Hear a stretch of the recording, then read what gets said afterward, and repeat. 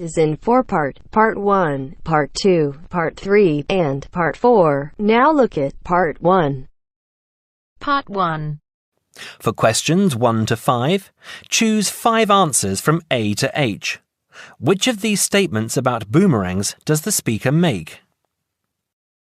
First, you have some time to look at questions 1 to 5.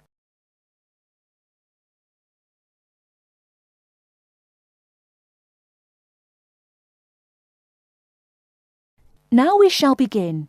You should answer the questions as you listen, because you will not hear the recording a second time. Listen carefully and answer questions 1 to 5.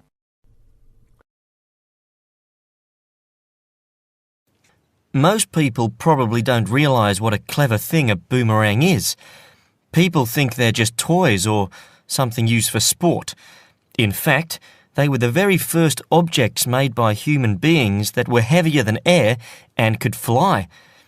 They were used for weapons and for hunting. The oldest Aboriginal boomerangs date back to 10,000 years ago. At that time, they would have been very advanced in terms of technology. The remains of boomerangs have been found in North Africa, India, and parts of America, but it's the Aboriginal boomerang that everyone knows about.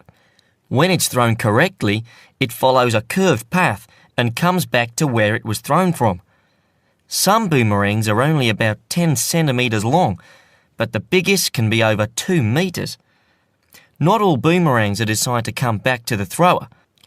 Hunting boomerangs, some of which are still used by Aborigines in Australia, are designed as flat throwing sticks and are used for hunting.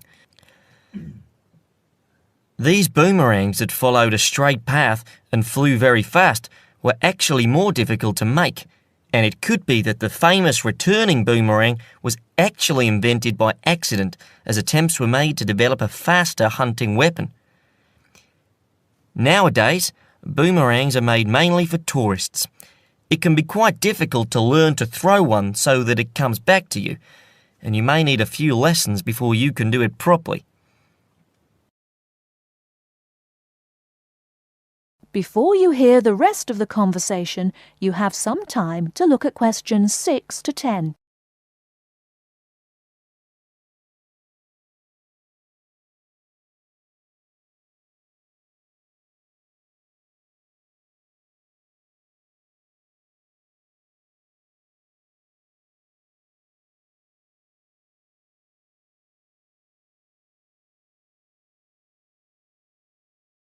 Now listen and answer questions 6 to 10. Of course, it's not really clear who exactly invented the television. A number of different scientists and inventors were working on similar projects at the same time. But a man from my country, John Logie Baird, is the man who created the first working television system. He first demonstrated his invention to the public in 1925. At one of London's most famous department stores, Logie Baird demonstrated how silhouette images could be seen to move on a screen. In 1926, he demonstrated his invention again, this time at his laboratory to the Royal Institute and to reporters from the Times newspaper. The quality of the projected image had improved greatly, and the event is considered to be the first real demonstration of a television system. In 1928, Logie Baird developed his invention and demonstrated the first transmission in colour. That is the end of Part 1. You now have half a minute to check your answers.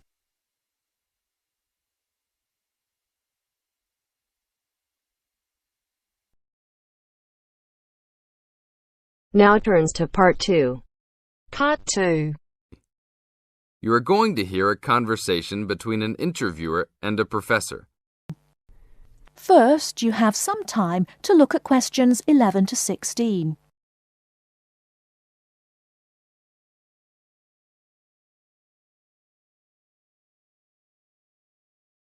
Now, listen carefully and answer questions 11 to 16. Today I'm here with Professor Nittick, who is our new university president. He has been a professor for 20 years and teaches many of the best classes on campus. I know many of you have had him as a teacher and know of his brilliance. Good morning, Professor Nittick. Thank you for stopping by the student station. Thank you for having me here. It is always great to get to meet many of the students who are involved with our school. I haven't been here since 2 years ago. Yes, I remember at that time you were still teaching every semester. 2 years later, you're only teaching every once in a while. But it seems like you are still always busy. The administration world is just as busy as the teaching world for you. How do you stay in touch with the university, even with the change in your everyday duties? I try to stay in touch with what is popular with the university students. I usually spend time with as many students as I can.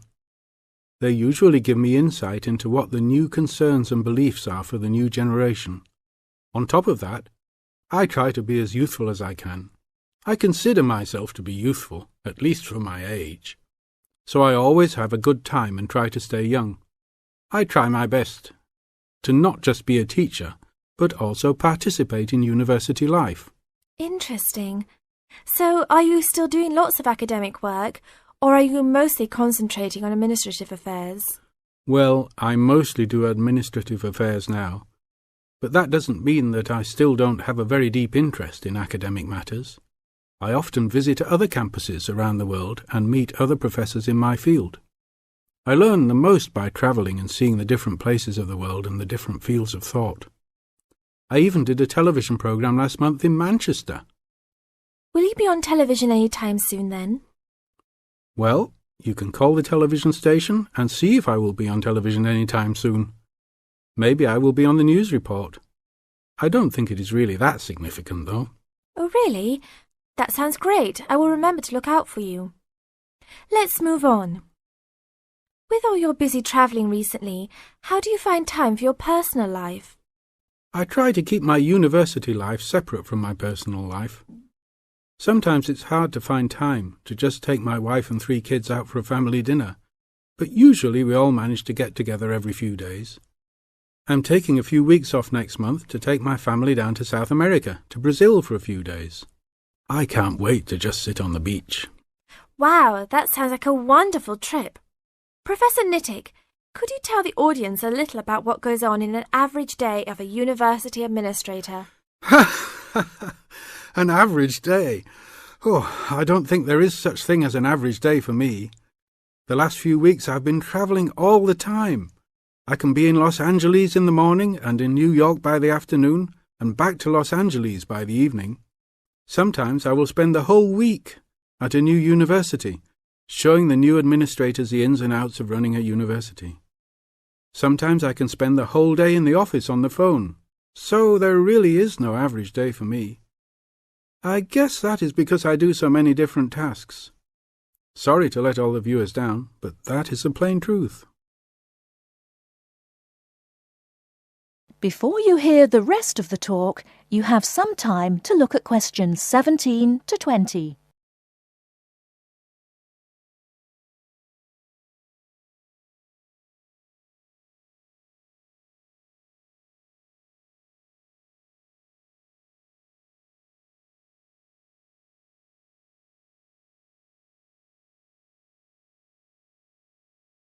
Now listen and answer questions 17 to 20.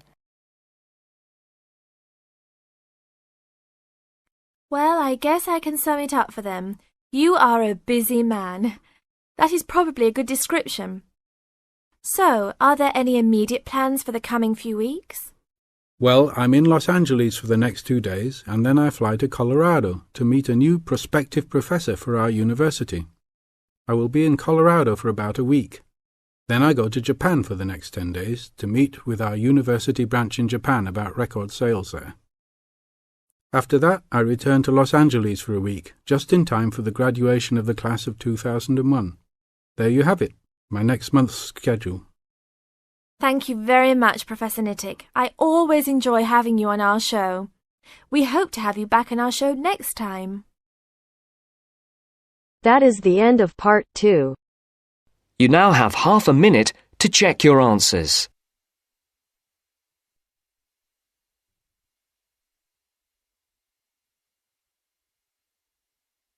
Now turns to part 3. Part 3. You'll hear a conversation between the tutor and 2 students about the presentation. First, you have some time to look at questions 21 to 26.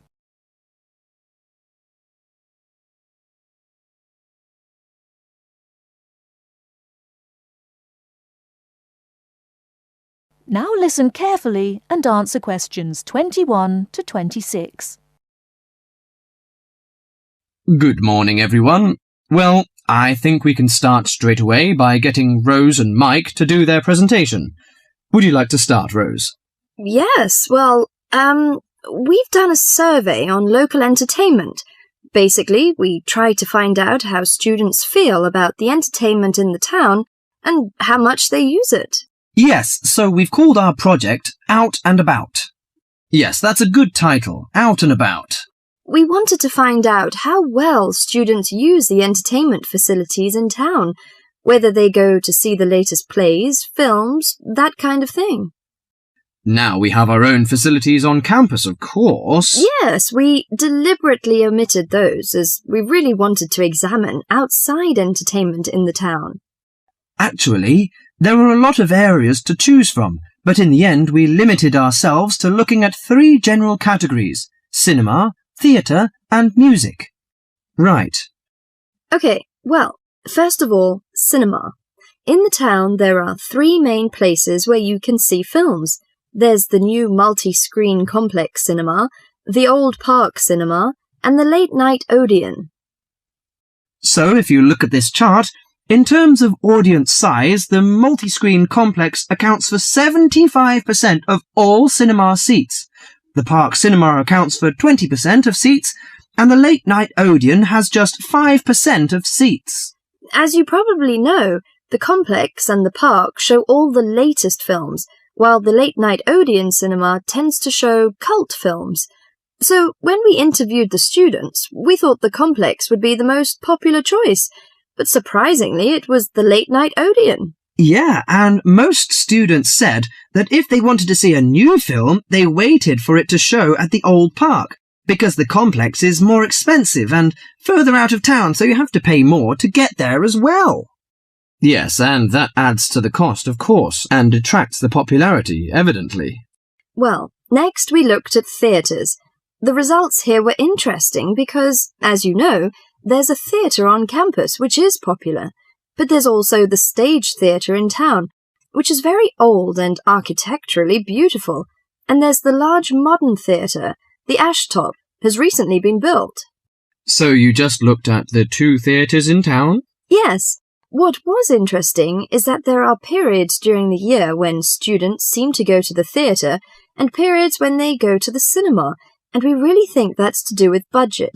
If you look at this graph, you can see that there's a peak around November and December when they go to the theatre more, and then a period in April and May when neither is particularly popular, and the theatre viewing seems to fall off virtually, while the cinema becomes quite popular in June and July.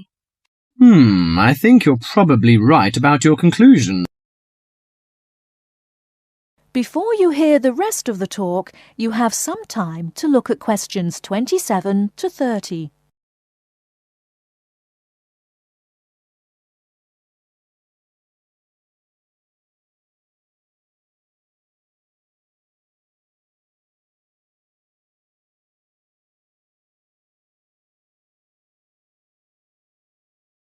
Now listen and answer questions 27 to 30. Well, lastly we looked at music, and this time we were really investigating the sort of small music clubs that offer things like folk or specialise in local bands. So not musicals as such. That's right. We looked at 3 small music venues and we examined the quality of the entertainment and venue and gave a ranking for these. a cross meaning that the quality was poor, a tick meaning it was okay, and 2 ticks for excellent. First of all, the Blues Club, which obviously specializes in blues music. This was a pretty small place and the seating was minimal, so we didn't give that a very good rating. No, we don't recommend that one really. Then the Sunrise, which plays a lot of South American music, was a big place, very lively, good performers, so 2 ticks for that one. The Pier Hotel is a folk venue, a good place for local and up-and-coming folk artists to play. Not the best of venues, as it's in a basement and a bit dark, but the quality of the entertainment was reasonable, and the lighting was very warm, so we felt it deserved an average rating. Finally, there's the Bald Rock Cafe, which features big rock bands and is pretty popular with students, and we enjoyed ourselves there as well, so total marks for that one. And then did you get any information from the students as to which of the clubs they preferred? That is the end of part 3. You now have half a minute to check your answers.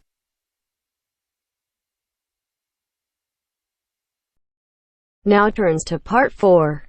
Part 4. You will hear a local radio program giving information about jobs that are available in the area. First, you have some time to look at questions 31 to 40.